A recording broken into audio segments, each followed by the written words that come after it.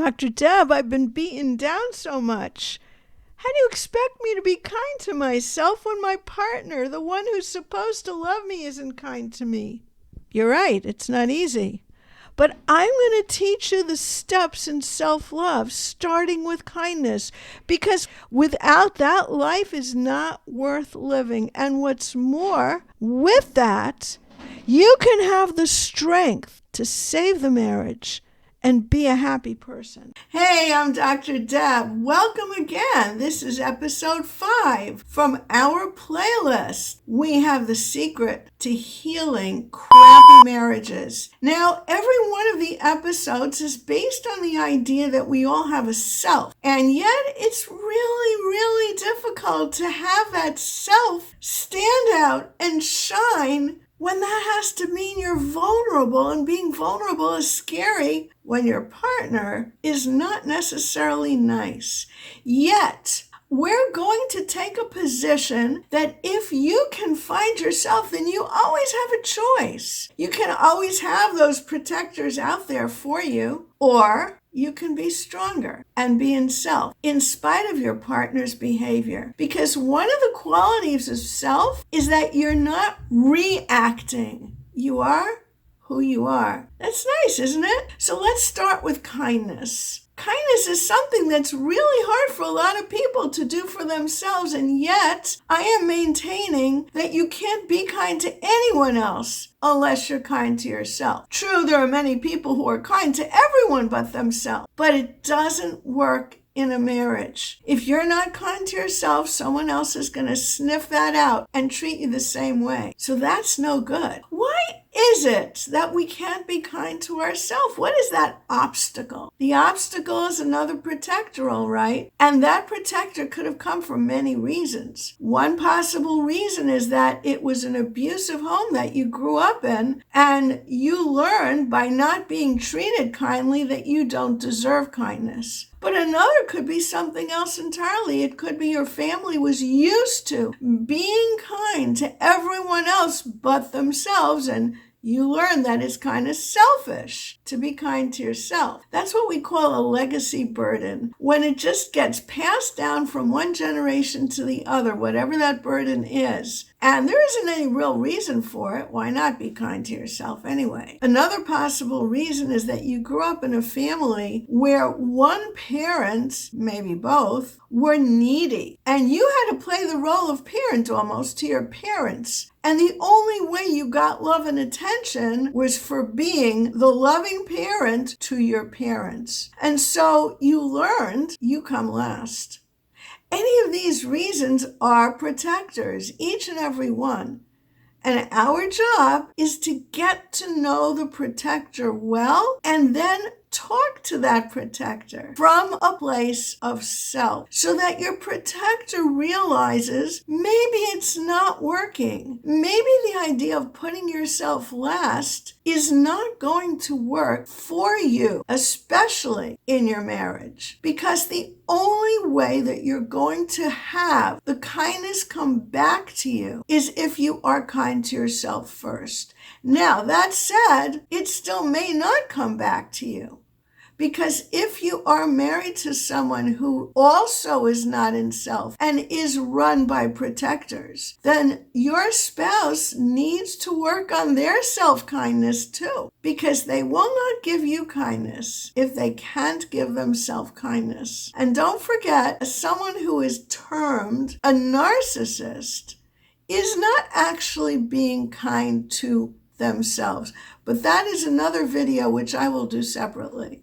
So watch out for that one. But if your spouse is starting to learn what self-energy is and liking it, they will start to be kind to themselves, and then it will spill over to you. So please get them to watch all these videos.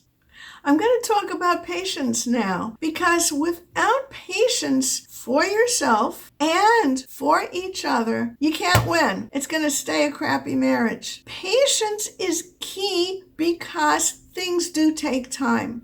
Patience is also key because we can't be in a place of judging each other. One of the things I've heard from people a lot is, well, I grew up in a very dysfunctional family and I am nicer than he is or she is. I treat people well. Why can't my spouse?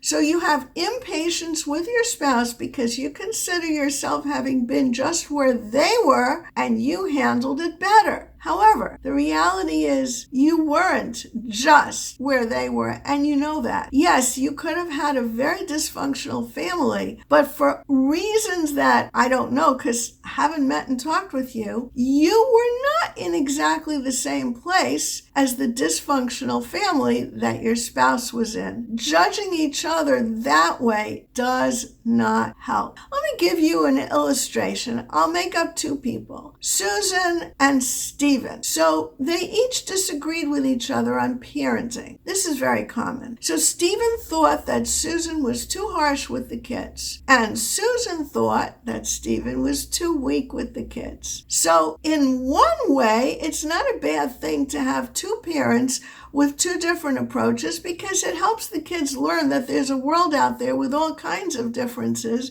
and you kind of navigate that world. It is not the worst thing in the world. On the other hand, it's nice when parents can come from the same page, although that's not always true either. If the page that the parents are coming from is dysfunctional or abusive or not in the kid's best interest, being on the same page may not be a good idea. But the point of this whole thing is having the patience to look further and find out where a partner is coming from. So it turns out that Susan was raised in a very harsh home. And what she learned from it is, I can step up to the plate to please my parents and succeed in this world. She became a corporate lawyer, very successful, well paid, well respected. But see, here's the thing. She didn't have to pass that down to her kids.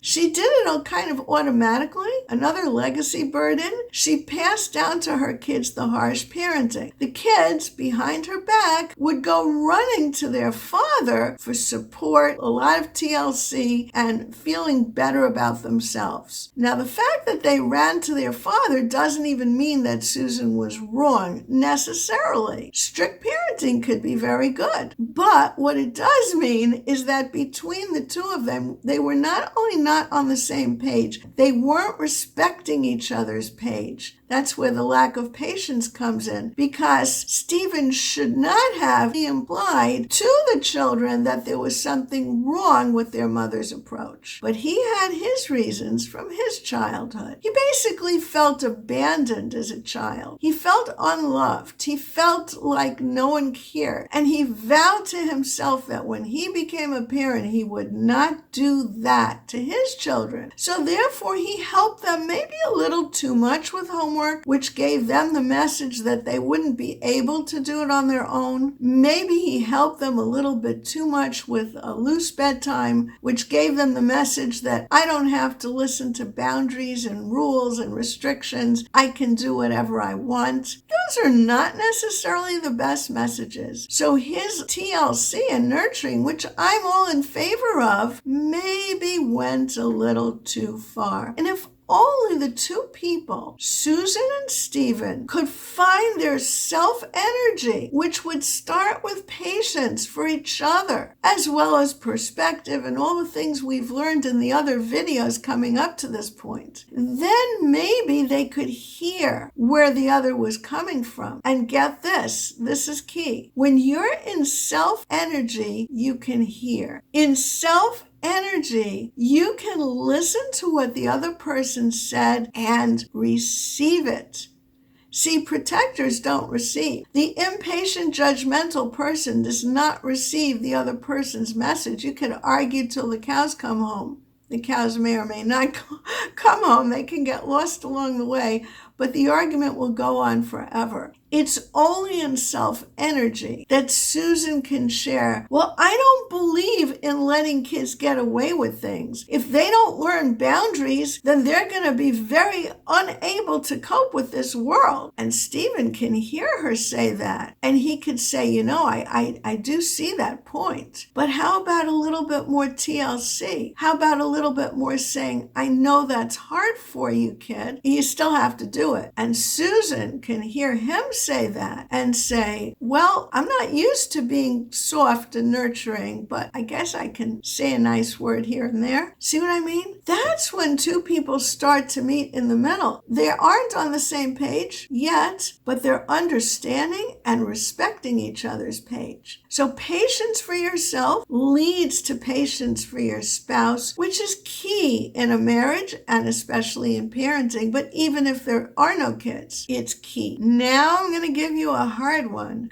I'm going to give you the need for being present. This is hard. If you're going to have a good marriage, the most important thing is for each of you to be present for the other person. That means two things. First of all, it means receiving, hearing, which requires you to be in self-energy because you can't receive and you can't hear when your defenses are up. The protectors have to have taken a seat on the side to listen. The second part of presence is absolutely necessary too. It means you've got to be present to yourself, not just to the other person and what they're saying. You heard what your partner said. At the same time, you are aware that you too have feelings that are carried by your protective parts, and they need to be respected. They need to be listened to. You can have your protectors whispering in your ear so that when your spouse says something or something about it bothers you, you can say from self-energy, there's a part of me that did not feel comfortable with the remark you just made. That's giving your protector a voice, but still coming from self. And so you have a dual focus internally on your parts and what they're whispering in your ear, and externally on your partner. Remember, again, you can't be present if your protector has taken over you and then the conversation degrades. In order to be present to your partner, you absolutely need to be present to your parts and stay in self. Okay, if you find this interesting or worthwhile, subscribe. If you're not sure you want to subscribe, comment below. I will answer every comment. Thank you so much. All right, now we're going to get to something really interesting. Playfulness. You can't imagine how many people I have seen, couples, don't laugh, don't have that sense of play, don't see the big picture and laugh at themselves a little bit. But real playfulness, on the other hand, does indeed get you through. It's speaking right to your inner child in a good way. However, there are a couple of minefields that you definitely want to be aware of. The first minefield is people being sarcastic or putting the other person down and calling that just a joke. Being sarcastic is being hurtful. Putting down is putting down. There's no other word for it. You can't call it a joke when you put someone else down. It's not. So here's what you have to do. If you've been practicing working on being in self, you have that part of you, that not protective part, but that characteristic of self-energy called honest. And you have to summon up your honesty in self to talk to the part that wants to be sarcastic. And you have to ask that part, how is that protecting me? You'll be surprised at the answers. I asked someone not long ago, how is that part protecting you? That sarcastic part. And the answer I got was, well, I'm not going to demean myself to enter into a conversation with someone who's hurt me so much, as if everything was fine. So then that person who had that protective part, the no crawling part, that protective part will never let their guard down until they respect self's ability to handle that dynamic. And it's a challenge, right? You've been hurt. You also slang some mud of your own. Who goes first, right? Who is willing first to just be normal without the mudslinging, without the sarcasm? But you see, the sarcastic part in that particular case was protecting someone who felt hurt. On the other hand, that person never did say, oh, a part of me doesn't like what you just said. It hurts. And he didn't feel ready to do that. And I am here to say that's never going to work for a real conversation. Playfulness cannot have sarcasm. So if you're not yet ready to be really vulnerable and admit what's wrong, at least make sure your playfulness is coming from self, that there are no put downs. There is no sarcasm. That was minefield number 1. What's minefield number 2? Mistaking playfulness for escapism and addiction. Oh, I'm just having fun, the person says as they walk off to the bar for another drink. Any kind of escape mechanism is not at all playfulness. Yes, we all can use a breather sometimes, but I think if you're going to do a breather, like breathe, meditate, clear your head, allow your thoughts to come out and deal with each of them with love and kindness and patience for yourself. To me, that's a breather. But getting back to the escape mechanisms, if an escape mechanism is not real playfulness, what is real playfulness? Remember, I've been talking a lot about protectors. What I have not been talking about are the other parts of you that are your inner children. You have children inside of your memories that are trapped in scenarios of pain and burden. Children who should not have been treated as they were, feeling not at all like children. In fact, to be honest, you lost part of your childhood. Plus, your child inside you was not allowed to have that happy, free, playful expression that children should have. Jumping on the bed, screaming maybe, running around like a lunatic, chasing after your friends. All that freedom and fun that children have, you didn't have. And so you have many scenarios inside your heart and your soul and your mind that have your inner children trapped in bad places. Our job would be to release each of those children from their burdens so that they could be the free children that they were meant to be. When that happens, you'll find yourself jumping up and down with your grandchildren if you're that old, or with your children if you're still young enough, and you'll find yourself having fun like a kid. You know, I hear about sports events where people get angry at each other. That's not childhood playfulness. Yes, children do get angry at each other, but that is their protectors working hard on protecting them.